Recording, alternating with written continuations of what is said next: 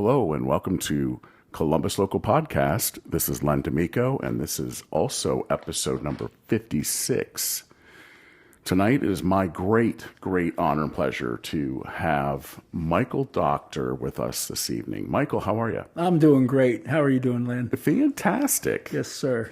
Thank you so much for coming. I think it's just a wonderful experience to see these guys live out there in the Columbus area playing how many gigs this year? We're going to probably end up with about 45 this year, which isn't our top year. Several years ago, we did 65 shows one year.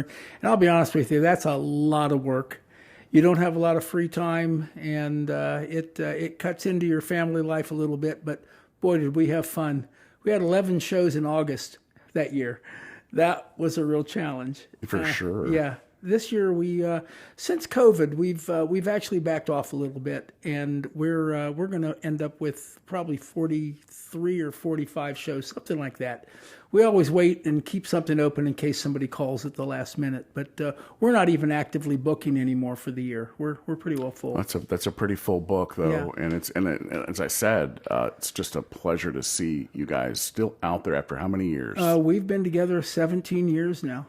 Yeah, it's just been a blessing, just an absolute blessing. It's just been it's been so good to be with some quality musicians, and very little turnover in the 17 years. We're very proud of that. Yeah. Michael Docter is the front man, Yep. and he is just an extraordinary vocalist, fronting these guys live. We see you all over town, and looking forward to a 2024 with such a great book. We are very blessed to still be as wanted as we are. Well, and rock cover band, right? Yes. That just is. Hopefully, you don't take offense. I heard somebody recently use the word seasoned. Mm-hmm. You know, seasoned is an experienced group. I like experienced. We are experienced. Yep. We've been through a lot of trials and tribulations, and we've done a great transition through the years to kind of stay as current as we can, and at the same time stay true to our core, which is 80s classic rock. And we try to really focus on that. Although we've strayed a little bit. We do a little country. And we'll do a little soulful music from time to time, but mainly we're trying to keep true to the 80s classic rock genre. Yep, and a fine job you gentlemen do. Thank you. We have a lot of fun. I tend to hit you guys when you're like at Papa Boo's out in Buckeye Lake and the hot sun in the summer. I'll tell you, Papa Boo's, without a doubt, my favorite place to play. We have had some great shows out there, and there are times that we'll be in the middle of a show, and I'll kind of turn my back to the audience, and I'll face Michael Contras, our keyboard player, and I'll mouth these words: "I love this place," and he just cracks up, and we'll just have a blast out there. They love us, we love them. Yeah, for sure, man. Yep. Absolutely. Well, you know, we'll talk more about these guys live, but I want to also make sure that we identified anything else that you've been working on currently. Yes, as you know, COVID kind of changed a whole lot of things, especially in the music field, in local music in Columbus. It's the hours have changed. It used to be you played till 1 o'clock in the morning, and now most places want you to end at 11 or midnight. It's just been a total transition in the industry itself. Prior to COVID, I really believe that we were leading the pack at the time, and a lot of bands kept going during COVID. We chose, because of our age bracket and the fact that we were in the high-risk area, some of us, we decided to just take a hiatus during COVID. And during that time, I was fortunate enough to have some inspiration from my better half, and we started the Michael Docter's Feel Good Show. solo act that I do. I know. It's awesome. I haven't seen that show yet. Well, you should but see I'm gonna it. Keep an eye out. What I tell people, please come out and laugh with me, not at me. I do basically. I don't play any instruments. These Guys Live will not let me near an instrument, not even a tambourine. And if you saw my dance steps, you'd understand why. There's virtually no rhythm in this old white man. That's funny. But we have a lot of fun, and the solo show gives me the opportunity to really do music that is a little different than These Guys Live. I have all kinds of different shows that I can tap into. It's basically a glorified karaoke system that I sing backing tracks with. And I just have a blast. I'll do a Frank Sinatra show one night, or I'll do a country show. I can just pull out anything. I've got several thousand songs to choose from, and whatever the venue asks for is what I'll provide. And I'm just having a blast. That's awesome. So in a way, it's kind of been a blessing that COVID came along, because this never would have happened. And it seems that it'll be a really flexible, high demand type of an act. It is. It's really fun, because what I'm able to do is I'm able to book a lot of Tuesdays and Thursday shows, which leaves me free for the band on the weekends. So it's really just been a godsend for me. That's awesome to hear, man. And I just love singing. Actually, people pay me to do this, and I'm just in awe of that, because honestly, I'd do it for free. Don't tell the bar owners that, but I would do this for free. The cat's out of the bag The now. cat's man. out now, man. Yeah, but if they ask you for that, I don't know many venues that would want you to do it for free.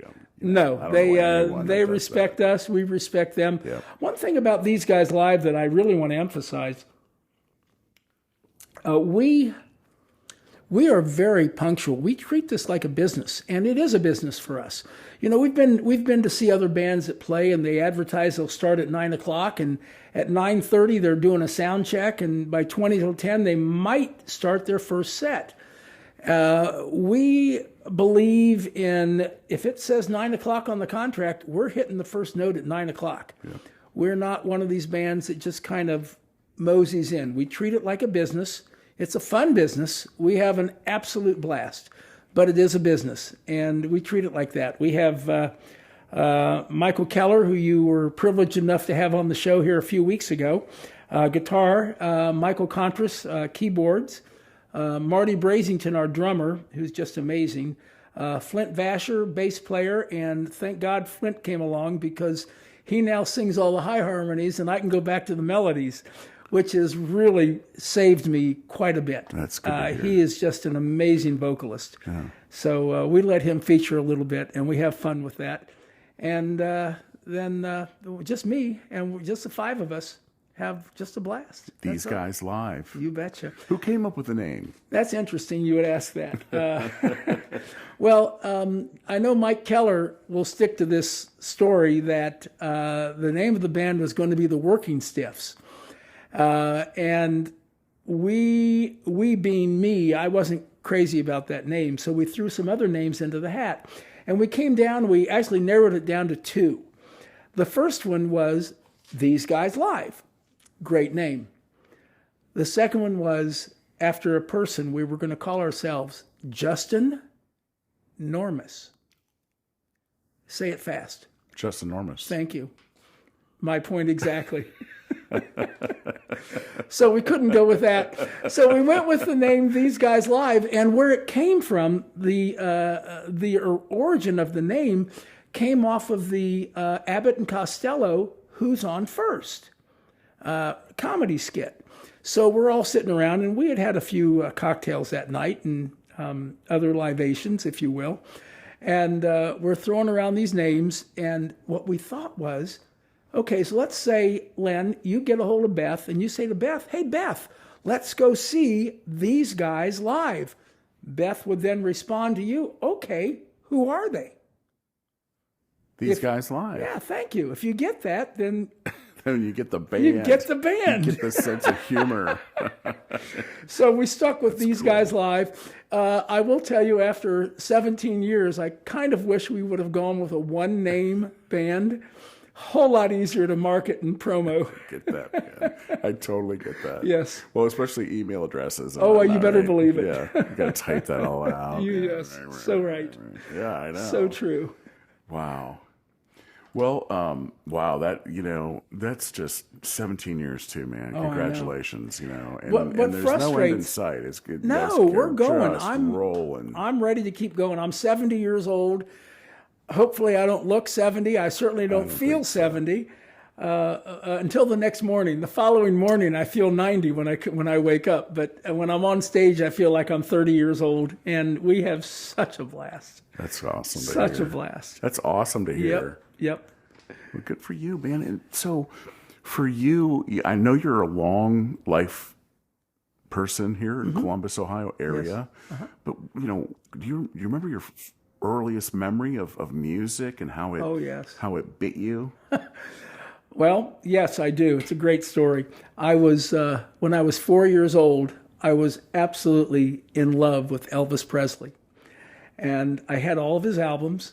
And I would stand. My parents bought me a little plastic ukulele, and we had this mirror up in the hallway in our home, and I would stand in front of the mirror playing Elvis Presley songs and singing to Elvis Presley songs with the ukulele, with my leg doing the romp and my hips doing the back and forth. I'm 4 years old, and I realized then that singing was going to be something special for me. So yes, very early age. That is pretty early. Yes. So in your home, did you have a lot of musical exposures? Thank God, yes. My dad, who was also a singer, who just an incredible tenor, he had a little cup of coffee during World War II. My dad toured Europe with the Andrews Sisters, entertaining the troops, and just had some great stories to tell about that. He's told about the Andrews Sisters. When they were on stage, they were the most professional, best friend you would ever see. When they'd walk off stage, he said they'd go in different directions and never say another word to each other. They hated each other. Can you imagine that? Can you imagine? No. But then they pulled it together. Like Sammy and Dave or something, right? To get on stage and just put it together like that. And then go their separate ways off stage. He said it made it very difficult for him at times. I'll bet. Yeah. Wow. So there were other, perhaps some other influencers for you, at a younger age? There were. Yeah. Well, let me go back to my first show. Oh, okay, cool. My parents drove me to Cincinnati, my sister and myself, the four of us, my mom, dad, my sister, and me, took me to my very first concert at the age of 10. We went to Cincinnati to see Ella Fitzgerald. And watching Ella Fitzgerald in her prime, at 63, in 1963, in her prime, I have chills now thinking about it. That was an enlightening thing for me. That really opened my eyes into knowing that I at least wanted to sing in some way, shape, or form. I was always in all the choirs and the ensembles in school and everything. So I tried to follow as much as I could with music. Ella kind of took hold of you then. Very impressionable, young age. There's a song Ohio. that was recorded in 1958, Ella Fitzgerald live in Los Angeles, and she did a song called "Stompin' at the Savoy." It's about a 6-minute and 50-second jam with Les Brown Trio backing her, and if that comes on right now, it's a 6-minute and 42-second song. I can mimic every line of that song, including all of her scats and everything else. I take it out. My dad has been gone for a long time, and he loved Ella. And about once a year, I'll go out on Father's Day, and I'll go to the cemetery, and I'll take my little boombox with me, and I'll play that song for him. And I'll sing what I can until I start crying. But, oh my gosh! Just I still do it to this day. What a tribute! Yeah, what a tribute! Dad was just so cool. Oh, for sure. Yeah. Yeah, it sounds like it. Mm-hmm. And I, at some point though, from Ella, when did you start getting influenced by rock music?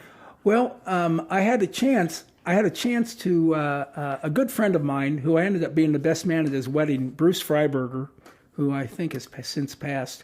His sister Linda, who I like to think of as one of the original hippies in the '60s, she had this house, this beautiful home up on Bethel Road, just east of the railroad tracks. It's obviously no longer there. It's all business up there now. But she had an in-ground pool and a great home. And she had become very good friends with Kenny Rogers and the First Edition. Before they were very popular, they were still trying to make a name for themselves. So when they would come to Columbus, they would stay at her house. Well, Linda was just an amazing, amazing hippie, if you will. And she was dating the drummer to Blood, Sweat, and Tears. So she had a couple of tickets, and Bruce was going with his girlfriend, and she asked me. Now, I'm 15 years old, and she's like 23 and just hot as hell. And here I am. I'm sitting in the second row with from my first rock concert, Blood, Sweat, and Tears. David Clayton Thomas, when You Made Me So Very Happy was on the charts at that time, and they came out, and the opening band was Canned Heat. No way. Yeah. And you're 15 years old. I'm 15, checking them out. It was just amazing, and it was an experience that really, really kind of set me off. It kind of set me on that path. Yeah. Good for you, man. Yeah. What else happened around those times where rock music was kind of coming around and getting in? Well, let me take you back a couple of years before that. My very first band was the Mod Men, not the Mod Men, the Mod Men, spelled M-I-N. We had a logo. It looked like these Oriental letters. I can probably recreate that with like 2 seconds worth of time. The Mod Men had we had no talent and a whole lot of fun. We did a couple of shows. The big thing for us, we really had perfected Little Black Egg and Gloria. Oh, wow. Everybody played Little Black Egg and Gloria back then. But we were pretty good at it. Well, good. Yeah. That's good. That's a good deal. Good stuff. So that was, as a teenager, starting to get more into rock music, it seems. Yes.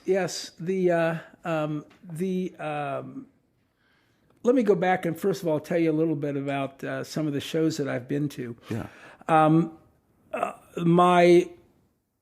was at the Who concert in Cincinnati in '79 at the Stampede. If you recall, it was just a tragic event. 11 souls were taken from us that night. Yeah. That happened right behind me. I can visualize it. It started out as a joke. There were people gathering, and back then it was general admission seating. In fact, that was the show that stopped it from happening.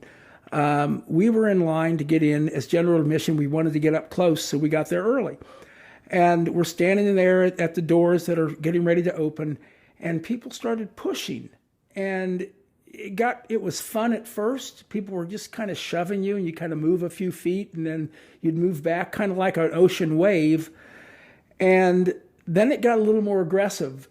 You could hear inside the Who was doing their sound check. And some people thought that the show had started. So they were pushing aggressively.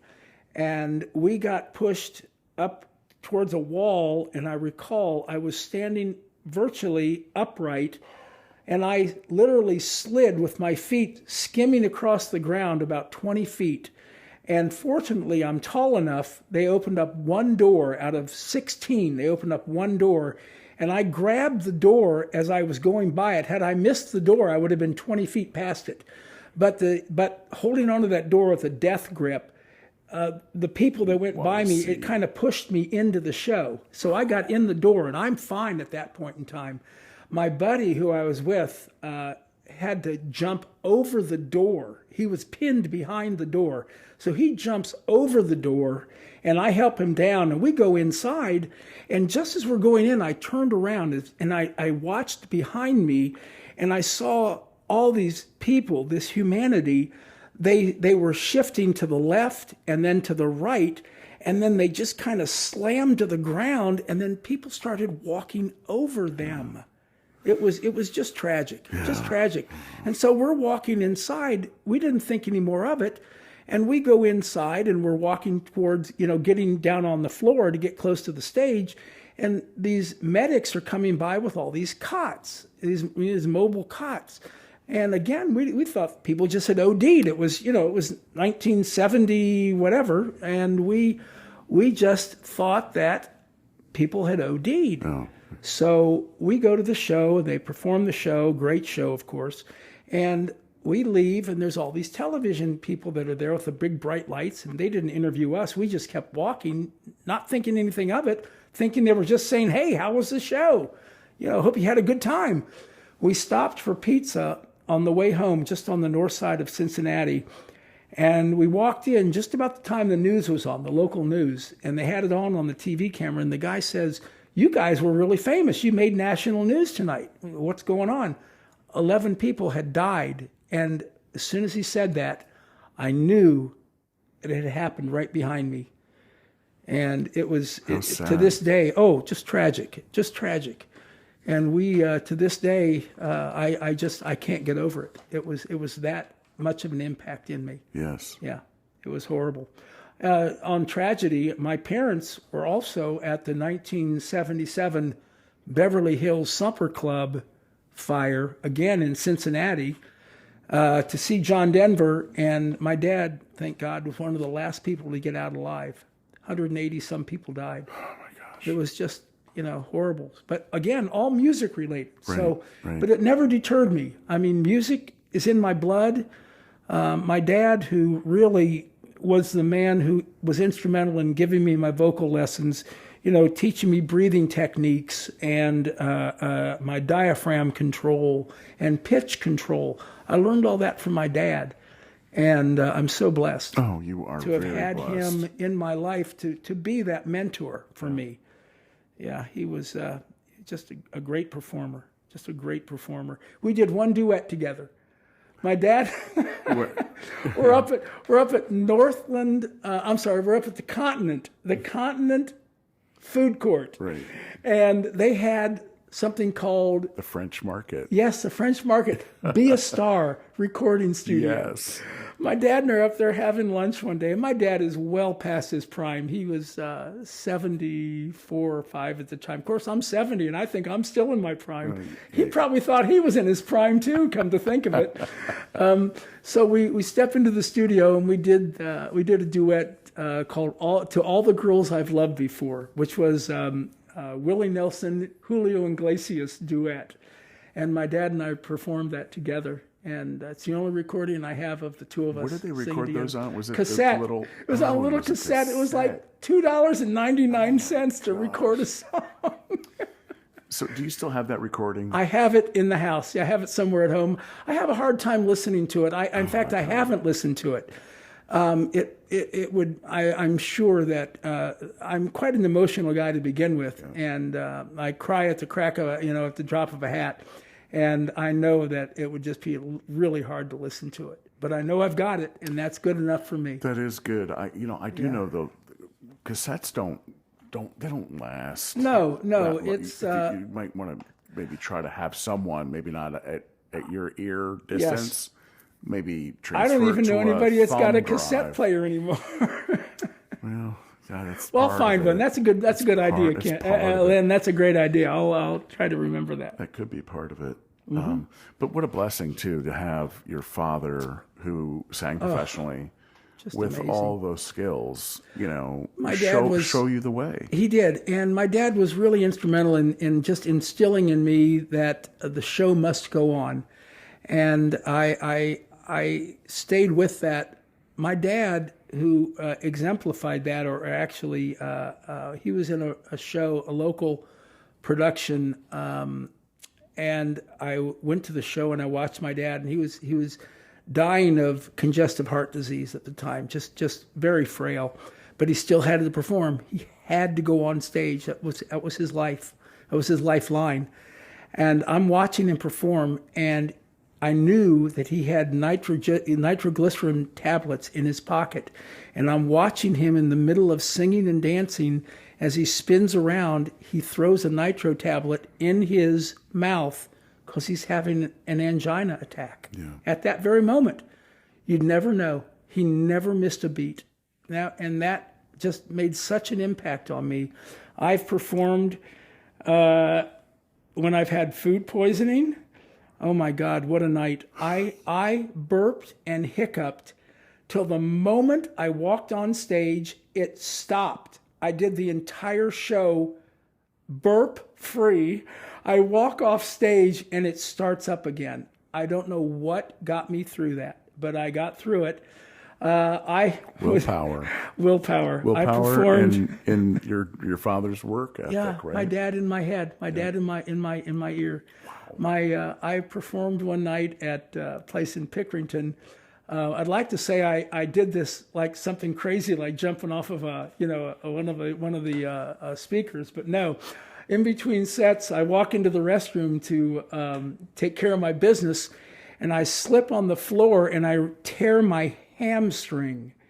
I literally ripped my hamstring. My one foot stayed where it was, and the other foot went sliding. And I did the James Brown splits, and I couldn't get back up. These people had to help me up. I was in such pain, and we only had performed one set. We had another whole set to do. I don't know how I got through it, but I performed that second set, again, listening to my dad going, "The show must go on." So I got through it. I don't remember any of it. I don't even remember loading out. But you know you did the show. I know I did the show. Wow. Yeah, I did the show, and I'm quite happy that I did. Yeah, for sure. Yeah, absolutely. Wow. So, if I remember correctly, you were as a teenager in your first band, the Mod Men. The Mod Men. Gloria. Gloria. A couple other bands after that. Anything Well, interesting happening there, like in your I've teenage had forward? a very limited experience in music. I've been in a total of 3 bands in my entire life. I was in the Mod Men, and then when I was 24, we formed a band called Felony, and we had a little cup of coffee in the bigs, I guess if you'd call that. We played at the Ohio State Fair, and we did a couple other decent shows, but we really weren't very good. We had a lot of fun though, and well, we just kept thinking we were better than we really were, and collectively, individually we were very good musicians. We couldn't put it together as a band though. Oh my gosh! So was that a rock cover band? oh Or yeah, were you rock doing cover. rock? Oh yeah, we were doing. We did some crazy stuff. We did. Oh gosh, I can't think of the name of the song now. Lead your love in here beside me. Keep it close enough to guide me. All the tears that are inside of me. Oh, you're the biggest part of me. That's the name of the song. R&B. R&B. Yeah. We did a lot of that. Oh man. And we had a blast. Great guitar player. Gosh, I'm not remembering his name right now. I'm sorry. I wish I could. We ended up replacing him with Pete Wickham. You know Pete? Oh, I know the name. Oh my God, Pete. One of the. If you want electronic gear repaired, get a hold of Pete Wickham. Okay. He's out by Buckeye Lake. He's got a business out there, and I've taken some gear out there. I know Mike Keller has taken some gear out there. Pete is he was a really good musician when he played, and now he doesn't play anymore. But he's still tinkering around with He's gear still tinkering. there. Yeah, let's see. That band, Felony, we had Jeff Mix on bass, Jim Dobbs on drums, Pete Wickham on guitar, and a friend of mine, Dave Pfeiffer, on keyboards. And Dave Pfeiffer, Dave was in the Ohio State University marching band, like Beth. Yeah. And so he came from the marching band genre into rock and roll, and it took him a little time to adjust, but he got it after a while. We were really we were fun. We weren't great, but we were fun. Yeah, sometimes that's all it matters. That's all it takes. We had a blast. Yeah. Yeah. Yeah, good deal. So were you were you doing any recording in your early days, or I guess this is in your 20s at this point, right? No, when I left Felony, I really stepped away from music for several years. Yeah. And I would sing in the shower, and I would go to a few bars once in a while and sing a little karaoke just because I love singing. But truthfully, I really missed it. And when These Guys Live came calling, it was just one of those things where the stars just lined up. I was the working stiffs, if you will, which was Mike Keller, Bob Grover, Joe Holton, who ended up being our drummer, and those guys were jamming on Sunday afternoons, and they asked me to come over, and they gave me a few songs to get prepared for, and I came over and jammed with them a little bit. I think we did 5 songs, and at the end of the 5th song, they said, "Hey, you want to start a band?"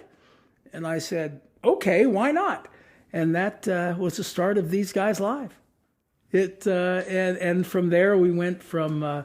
Bob Grover wanted to do something solo on his own, so he didn't come with Carry us. Forward. Yes, but we had, I think, the original members of These Guys Live. Let's see, Brian Leinhauser on keyboards, Fletch Sears on bass, Mike Keller on guitar, Joe Holton on bass, on drums, and then I fronted the band.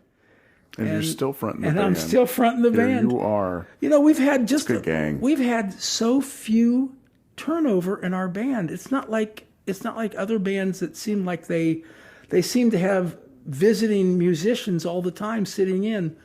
We just don't do that. Every once in a while, our drummer Marty, who's a triathlete, will have to go and compete in one of those. And if we have a show, we have a fill-in drummer that we can use on time to time. But for the most part, if we're not all together to play, we won't play. Yeah, we just like it that much together. Oh yeah. Yeah. Yeah. You get that brotherhood. It's rare and it's fun. And there's no drama in our band. we're just a bunch of fun guys that like to have fun. We get to rehearse. We rehearse every Tuesday night over at Flint Vasher, our bass player's basement. He's got a little studio down there. It's really nice, and we will we'll get there. Our practice is from 6:30 to 9:30 every Tuesday. We won't play the first note till 8 o'clock.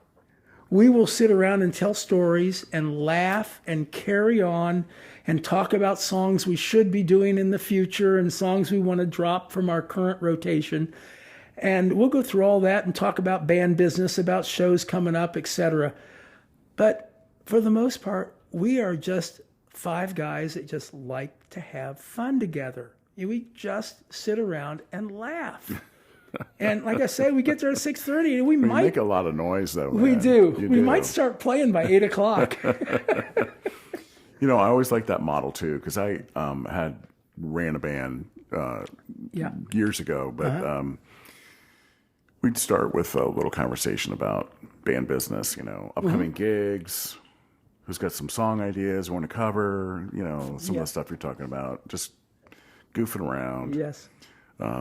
I think I sometimes get too serious, personally. Yes. But you guys aren't that serious. I think you're serious about what you're delivering. We're serious about the quality. You're serious about the quality and your punctuality and your professionalism. We are a professional band that is very punctual. But you're very loose enough to have a great time. So much fun. Yeah. Yeah, I probably shouldn't say this because venues will listen to this, but I'll say it anyways. I can't believe they pay me to do this. I would do this for free. I don't think you're alone out there, No, I love singing. When you discover the things that you are passionate about, and you're fortunate enough to maybe earn some money on that. Yes. That's where it's at. It's so much fun, and I've been able to, add some really nice gear to my collection, and I've got more than a mic stand and a microphone, just so public knows that. The band will never admit that, but I know I've got a little more going on than that. Yeah, and you've got such a strong following too that's Yeah. stuck with you guys over the It's years. it's just been a real blessing for us. We have fans that have been with us for 17 years. It's we have one couple. I'll leave their name out, but they used to come to every show for like 10 years, and they'd still be coming, but they moved to Arizona, and he was so disappointed that he couldn't come see the band anymore. So Wow. yeah, but they came to every show. I even came up to him one time and I said, "You guys need a life.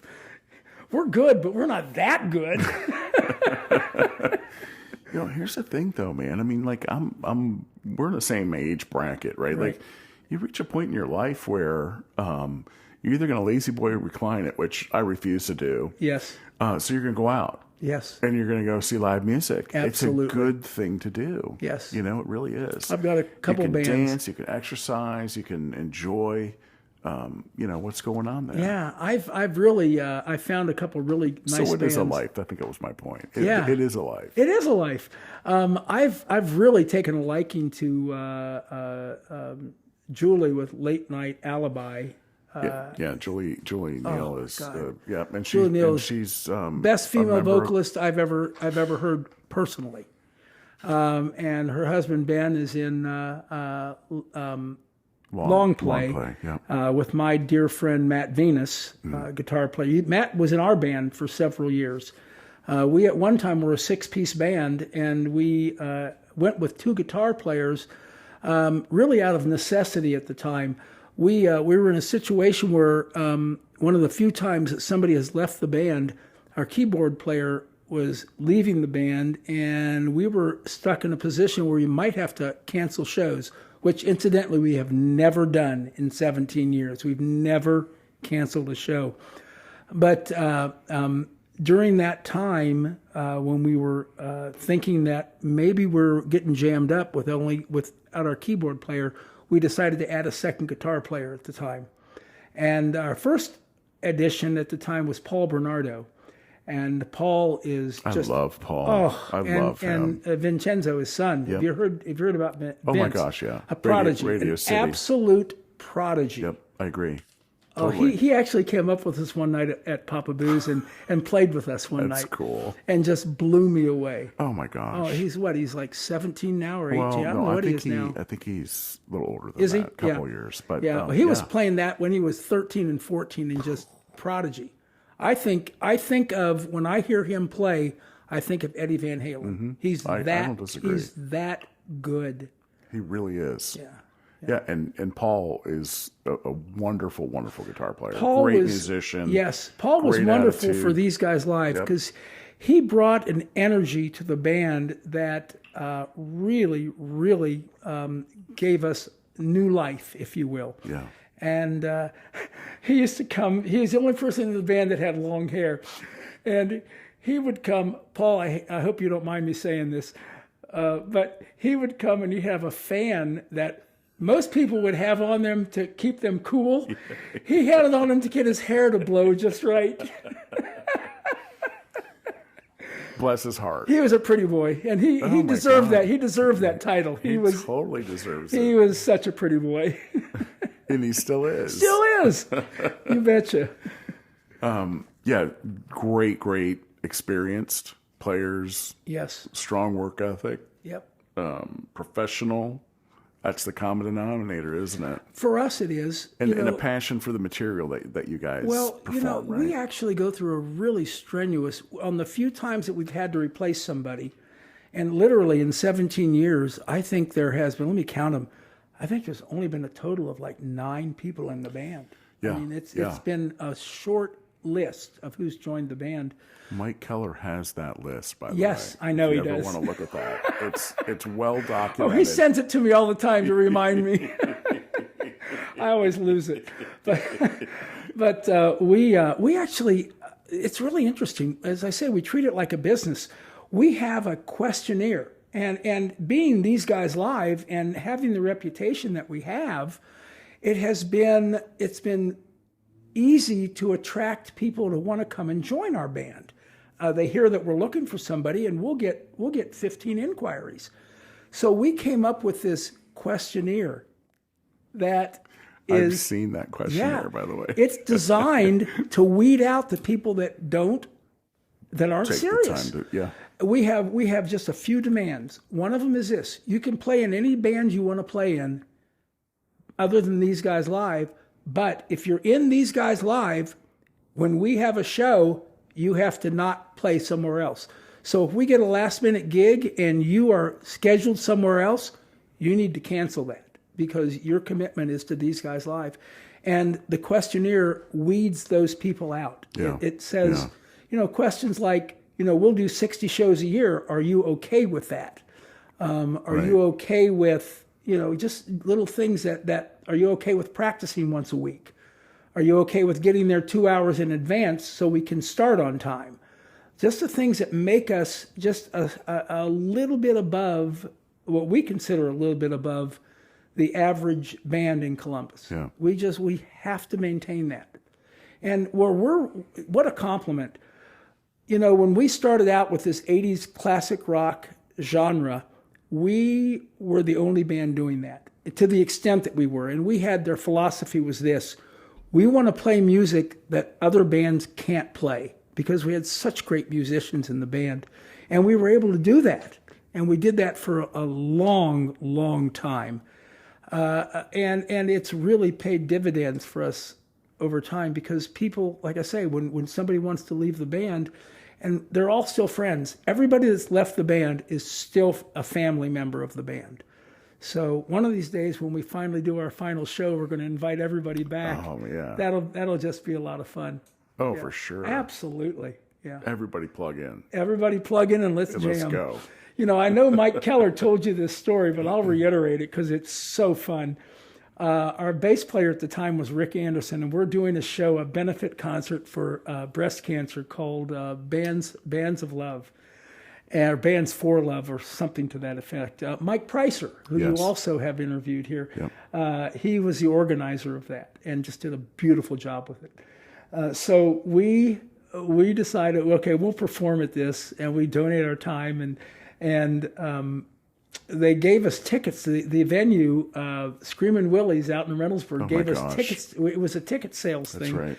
And the tickets were $10 a piece. And it was all for charity. So I knew a bunch of affluent friends of mine who were members at Jefferson Country Club. And I was also privileged enough to be a member there for a while. And I hit all these guys up. I didn't ask them if they wanted to buy tickets. I walked up to them and I said, "Give me $80. And they'd just rip in their pocket and hand me $80, and I'd hand them 10 tickets. Here, go to the show. Right. Hand them out to your friends. So we sold a shitload of tickets for that show. And the great thing about that show was, and again, I give kudos to Mike Pricer for pulling this whole thing together. What a genius he was for doing this. And so we're doing the final song of the night, and we're the featured band. All the other bands had played and left, and we're doing the final thing. And Mike had said at the end of the night, we want to do the Beatles song, "A Little Help from My Friends," which is Ringo Starr's song. And so we go to play it. All the other musicians that had been there for the day were all invited to come back up. So there's 40 or 50 musicians on the stage playing. People that weren't even in the show came up to the stage. It was one of these things. It was that much fun. So we're playing, and our bass player at the time, Rick Anderson, poor Rick, had a very, very small bladder. And we always had to plan our shows to give him time to relieve himself in between sets. So we're coming back up to do this for the Bands of Love with a little help from my friends. And we start performing the song with all these beautiful musicians up on stage with us. And unbeknownst to any of us, Rick Anderson walks off the stage to go pee. And he didn't miss a beat. He's wireless, and he walks. There was a restroom right backstage, right behind the stage. He walks back and he does his business. And we're out on stage still singing with a little help from my friends, and he reappears unbeknownst to any of us that he had left. We didn't know until rehearsal the next week that he had left the stage. That's how professional and good he was. Well, yeah, it speaks to the professionalism. But I Yes. think there's other bass players in Columbus that are known for exit stage left on their Yeah. radio frequency, unbeknownst to anyone else, and coming back and sometimes forgetting to zip their fly. I can't say I've ever seen that. Well, But Len, I'll let's take just- your we'll word just for leave it. Leave it lie Let's there. leave it lie there. Okay. Oh my. Well, Michael, what other musical experiences have you had?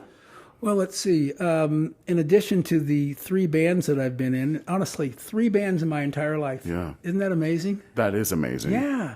And 17 of the last years with this one. With a bunch of crazy good guys. You hit a good one there. So let's see. We've got these guys live. We've got Felony and the Modmen. I had a little experience in high school. I was involved in all of the musicals and the choir and the ensemble, and the choir was so good. We had such a great music director named Jerry Maxwell. He's still around. He's like 90 years old now. He was for Columbus City Schools. He was the guy that could really bring out your talent. And very blessed to have worked with him. He always found people with talent and kind of worked his music around your talent. To that end, my junior year of high school, I had the lead performance in Fiddler on the Roof, which I played Tevye, which was just an amazing experience. And then the following year, being classically trained as a tenor, trained from my father, I had the privilege of performing the Student Prince, which is an operetta. And my background is actually in classical music and classical training. I can't do that anymore because when you sing Led Zeppelin and AC/DC for 17 years, it kind of changes your vocal cords a little bit. Kind of bakes your approach, too, doesn't Yeah, it? a little bit. I still do a little bit of that. In my solo show, every once in a while, I'll pull out Nessun Dorma, which is just an incredible song, sung by some of the best. Luciano Pavarotti, all the Josh tenors. Groban, all the great tenors sang the song. And you'll I sing it now. do that? I will sing on your that song solo act? on my solo Right, act. when I'm yeah. out there, man, I'm going to ask. You show up you and to I'll do do that that. song as a request I for you. love that song. That is just such a gorgeous It's song. an opera. Yeah, I should say. it is. It's not really not a song. But No, it's it's a piece. It's a piece. Yes. I like that. It's a great way of saying it. So so I did that, and that kind of kept me, connected to music. When I got out of high school, and then just kind of, everybody in their early 20s, they kind of flounder around trying to find out who they are. I actually left right after high school. I went to California, left for LA. I was going to find fame and fortune as a rock singer. I got out there, had 3 months worth of money to try to find it and have fun. And all I did was have fun. Went through a bunch of drugs and a bunch of alcohol. Oh, man. And came back broke, but You had a good time, had a though. great time, yeah. But never did find it out there, and came back and kind of like I say, Felony got together, and we did 6-7 years of that, and that was fun. And then I met my first serious relationship, who ended up becoming my first wife, and we ended up we had so much going on, and music just kind of went to the back burner at that time, and I spent decades away from music, and the talent show at Shadowbox is what brought me back. Gotcha. That happened in I'm trying to think of the year that happened. 2005 maybe. That back when they were still at Easton. Right now they're down in the brewery district down south of Columbus, south of downtown.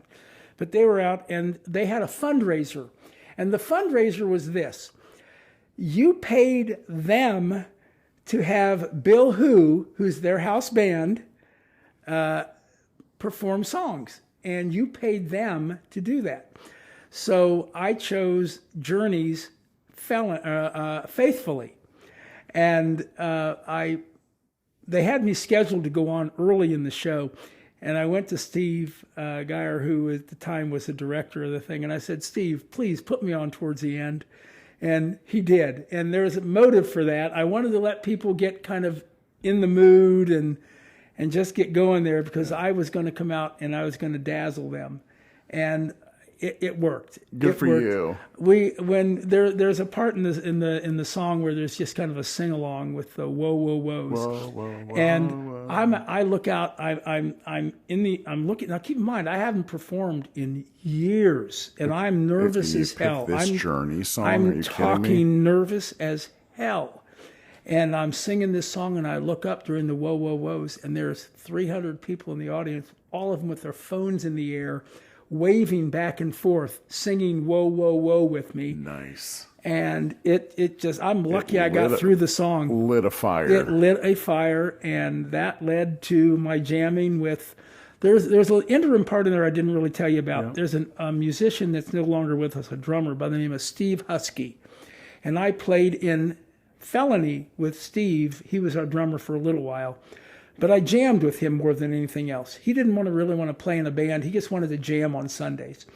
So during baseball season, we'd go over and we'd watch Cincinnati Reds baseball at his house. He didn't miss a game on TV. He loved the Cincinnati Reds.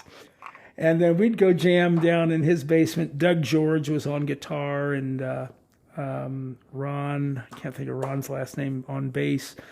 Ron got me introduced to Joe Holton, the drummer of the Working Stiffs, and that's when I went over and jammed with them, and that's what brought about these guys live.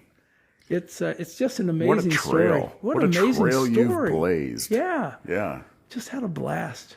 And I don't want to stop. I'm 70 now, and the band is planning on at least 3 more years, which will give us 20 years.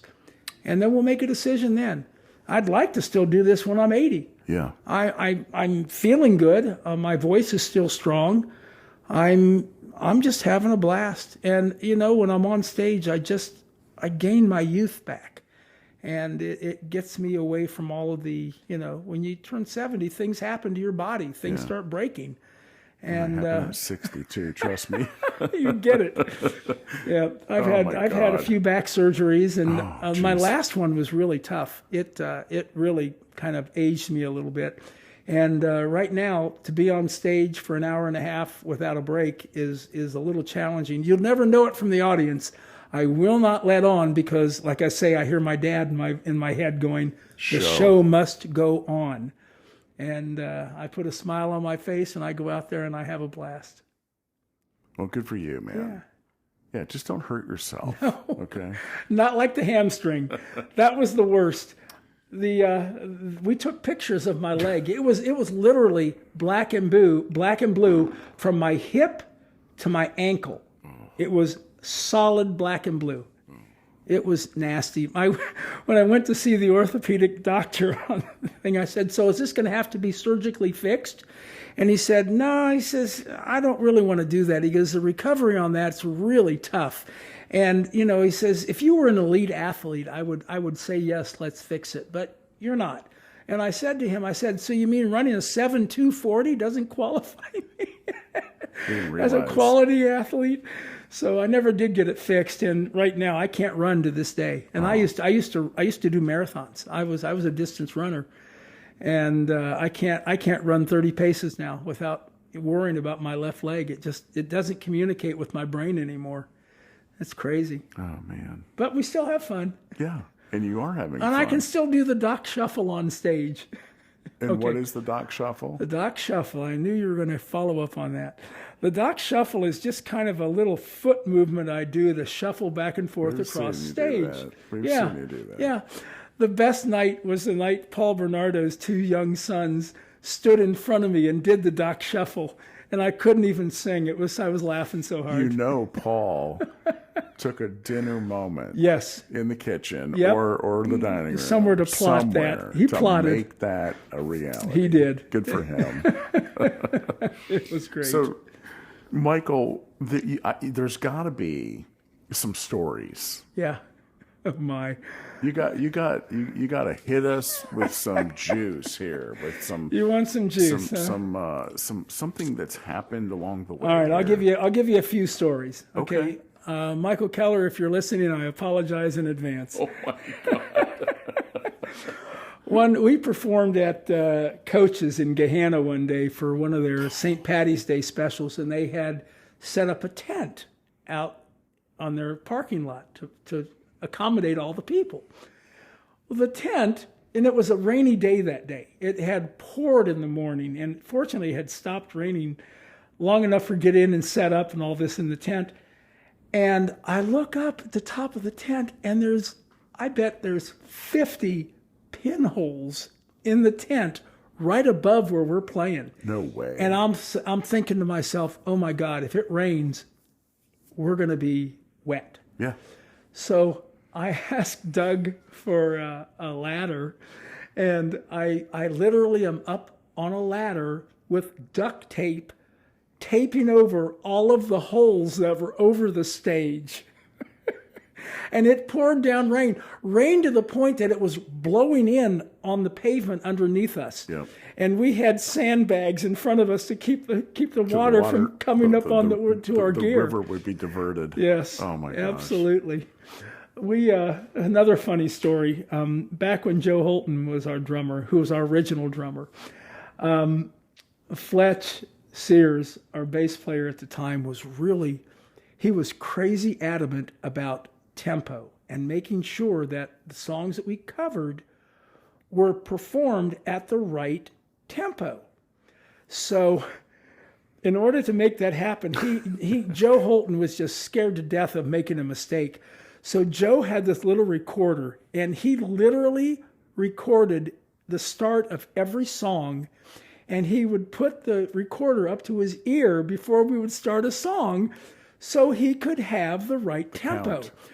Well, we started getting questions from the audience going, what the hell is your drummer doing on his phone between every song? He's on his phone. What's going on? We had to explain it was a recorder. He only did that about 3 weeks, and finally he said, the heck with this. I'm not doing it anymore. He's got it down. He's got it. By the way, it was always right to begin with. It was never wrong. So let's see here. Oh my gosh, another story. We did this show for Easton at it's now the Lego store. It was a bar before that, and I'm drawing a blank on the name right now. I haven't been to Easton. It was a game room. It was a big game room at the time. Inside by the theater. And they did a show once a year for New Year's Eve. Well, QFM was sponsoring the show, and they wanted to do a promo thing for the on air.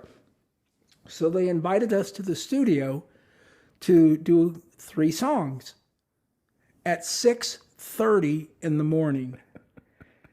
Now, this was on a Monday, and we had a show Saturday night, and I don't recover well from shows. I just takes a little time for me. So we're setting up in the studio that's about the size of a standard bedroom. There's, Wags and I forget who this. It wasn't Elliot. It was the other guy. I can't think of his name right now.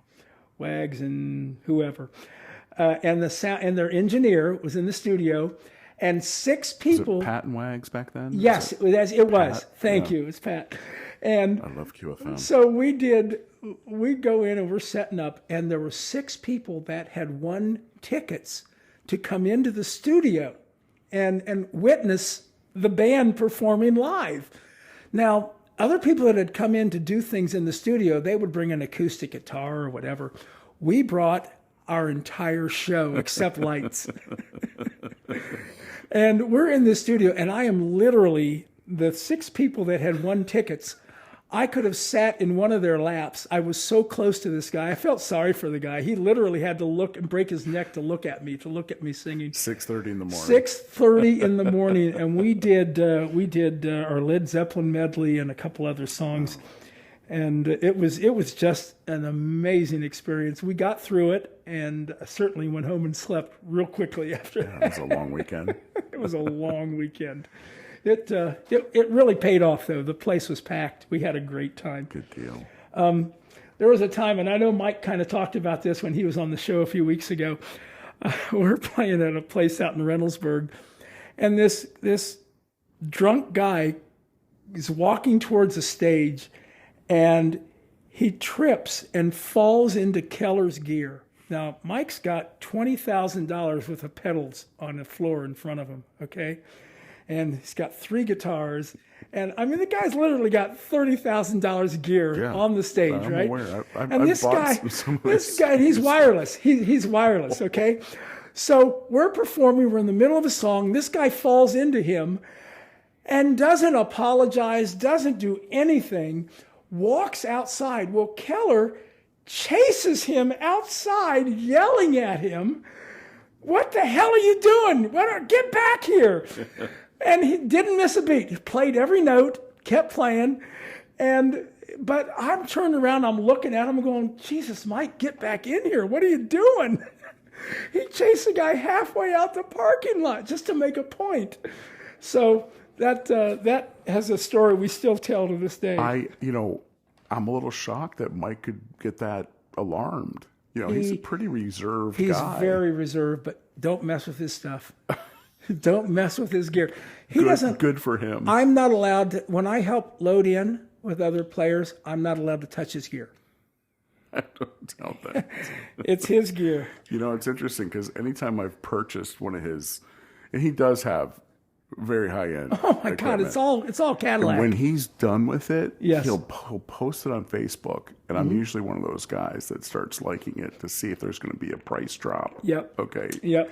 Sometimes there is. Yep. And sometimes there isn't. But eventually, if you're lucky like me, okay, I've been lucky a couple times. You go over there, and you play it, and you love it, and it's in great condition. Absolutely. Because everything is packed in little baggies. Oh, he's meticulous. It's highly protected. Yep. And it's tucked away in its little sack. You're not surprising me. That's Keller. And then as you're walking down the stairs, he's almost making sure. Yeah, he's helping. He's not going to help you. He wants to make sure you don't drop the equipment as you're going down the stairs. And take great care. He's just that way. And he'll give you a little wave at the door. Yeah. Yep. And he waves to his equipment. He's not waving at you. He's waving at his gear. Then he pats that couple $800-900 in his pocket. That's right. And he says, "Thank you, Leonard. Thank you. Have a good day. Thank you, guitar." So I can see why he gets a little upset touching his stuff, man. He's Mike and I are the founders of the group. Yes. We've been together for the full 17 years. Yes. And we just have a blast. Contras has been with us for 10, and that's our keyboard player. And Marty's been with us for, I want to say 6 or 7, maybe 8 years. Wow. And Flint's our newest member, but thank God he came along when he did, because the voice. The voice. The guy is just amazing. I love to hear him sing. And the thing is, as I get older, I'm giving more songs to him. I just sing backups or just walk off the stage and let him do his thing. That's cool, though. I've earned the right. That's good brotherhood there. It is. Man. It most definitely is. And he and I are golfing buddies. So Flint and I have a blast. We just have so much fun together. Fantastic. Yeah, absolutely. I'll tell you a couple crazy stories. Okay. Well, that would be okay. Okay. So we did a Wednesday night at Quaker Steak and Lube, which, as you know, that's kind of a controversial thing going on right now with some of the local musicians. I think there's a healthy discussion going on. There is, right now. and it should be going on. I think it's going to be an open, honest conversation about what's happening with that particular venue, which I think a lot of people enjoy. Yes. Right? It's a fun place. And the music aspect just needs to be addressed as it would relate to what's going on there. And I understand the point. The point is, don't undersell yourself. Yeah. We're musicians. We're all together in Central Ohio. We're a fraternity. let's all work together, and you guys taking gigs for $500, don't do it. Because you hurt the rest of us. Yeah. There's a lot to that. Yeah, there is, and I don't want to get into the politics. That's not important to me. But I think it's a healthy conversation. It is, and it needs to take place, and certainly I will welcome being part of that discussion if it ever gets to that point. Sure. I've been a proponent for years for the bands, talking to one another and saying, look, let's not sell ourselves short because the owners need us. They're making a lot of money off of us. Yeah. We just want our fair share. And I think that's the way it is. I think you can do that in your case, right? Sure. Because you have a big following. Yes. Not every band has a big following. They don't. So the model, has to be flexible. Sure. And look, we've done our $500 gigs. Oh, yeah. We've done that. But that was 17 years ago, right? Yes. And okay. And it's different now. We've for marketed you. quite well, and right. Fortunately, we're a good band. So it sells itself, really, more than anything else. Let me So anyway, you were playing Quaker State. Yes, we were playing One Quaker time. State. This is how long ago? Oh, gosh. 15 years okay. ago. 15 so years ago. you're playing this gig. We're doing this gig at Quaker State, and we're having a blast. And it's a great gig. Oh, it's a great gig. Yeah. Like hundreds of people showing up for Absolutely. this thing, and lots of bikes and everything. It's just a great event. It is. So we're performing, and we weren't in air at the time. We all had our wedges are in front of us, and the only thing separating this young lady from coming up and joining me on stage was my wedge. Okay. So she's dancing in front of me, and she decides that it's time to impress me, I guess. So she lifts her top and starts flashing her girls at me, and making them do little circles. And I'm trying to sing, and I'm looking at this. My wife at the time, Tracy, is standing 5 feet to the left and 2 feet behind her. So I'm trying to watch this girl because I'm a man. Let's face it. I got instincts. It happens. And I'm looking at her, and then I'm looking at my wife, and I'm looking at her, and I'm looking at my wife. And it's like, oh, shit. Are you kidding me? What am I supposed to do here? You're supposed to sing. I did. That's exactly what I did. So she shows me her girls, and then that wasn't enough. She pulls her top down, turns around, and drops trowel. Oh, nice. Oh, I'm literally, I could have spanked her. I was that close. Yeah. And the rest of the band's looking, and it's like, okay, I guess we've earned this. So that was a fun story. My best risque story, if you will. What? Yeah, I've got a good one. I've got a really good one. We're playing out at Papa Boo's back before they moved the stage. It was back where it faced towards the building, not the lake. And the stage was 2 feet tall at the time. It wasn't the big 4-foot stage they have now. So we're playing, and the place is just jammed. I mean, it is without a doubt the most energized place I've ever had the privilege of playing. And we're performing, and these two girls, and I mean, when I say good looking, I mean either one of them I would have taken home to meet mom. This is my future wife. They were absolutely gorgeous. And they started lip locking. They were kissing, and I don't just mean pecking. They were having a good time. They were tongue deep buried. And I'm watching this, and we're performing, and I'm still carrying on with the crowd, and I'm having a great time. And next thing I see, the one girl takes the other one and lays her down on the stage between Mike Keller and me and starts performing this sex act on her. Really? Oh, yeah. And I'm trying to sing, and I'm looking at Keller, and I'm looking at them, and I'm looking at the audience, and I'm looking at Keller. Keller's looking at him, and then he just turns away, and he's looking 800 degrees in the opposite direction. He will not make eye contact with them again. Away. And I'm sitting there, and I'm taking in the whole show. and it was quite lovely. Good for you, man. Those Just are had the a- best shows. They are the though. best. And They are has the that, best. Has that happened just the one time, Michael, or those types You know, of those kinds of things don't happen very often, so that's why they right. stick with you. Okay. We did this. We used to do this show on Tuesday nights in Whitehall at their park, and they had, this was crazy. They had a band, which is us, and they had the city council meeting on the stage. Now, we're there, and we did our sound check, and we get all these people coming in, checking us out for our sound check, and they're getting ready for a show, right? Yeah. Nope. We leave the stage, they bring out these chairs and these tables, and they have a full city council meeting, and we are wanting to play rock and roll. So these Right. people are in there for the meeting, and when the meeting's over, they all leave. So we literally set up again. We're already set up, so it takes us 5 minutes to plug in and get ready to play. And we get ready and we start playing. We're playing to empty seats. There's nobody there. The city council had turned everybody off so badly.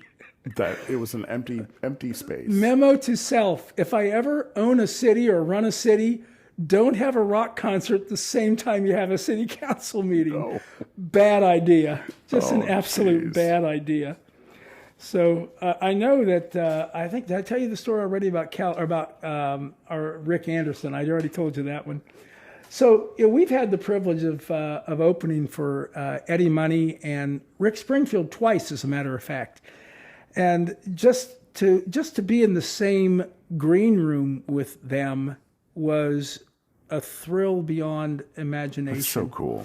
Rick was he had the second year we opened for him, he had a sore throat, and I had this gum. You could buy it anywhere. It's called Five, and you could go to the drugstore right now. It's sitting right next to the cash register. Five gum, and I loved it, and I would chew it all the time because it was really soothing on your throat.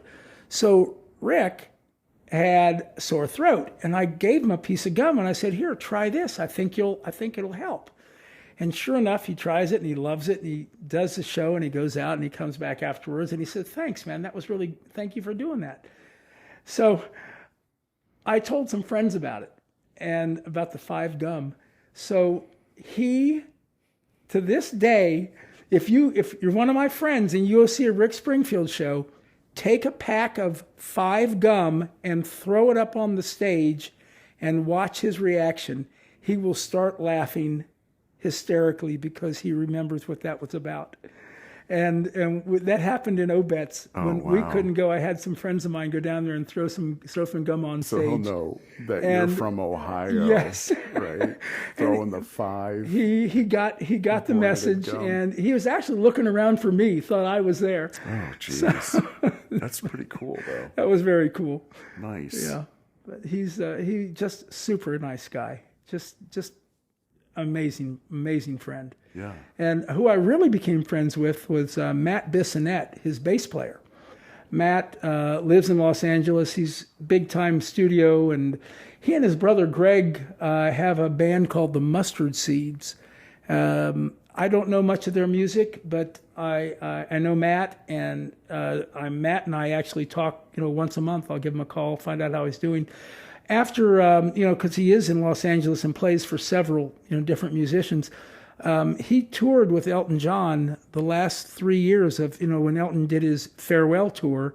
Matt is playing bass for him, and if you see him, if you see any shows, if you see Matt always wears a little fedora. So if you see Matt on stage with a fedora, that's him.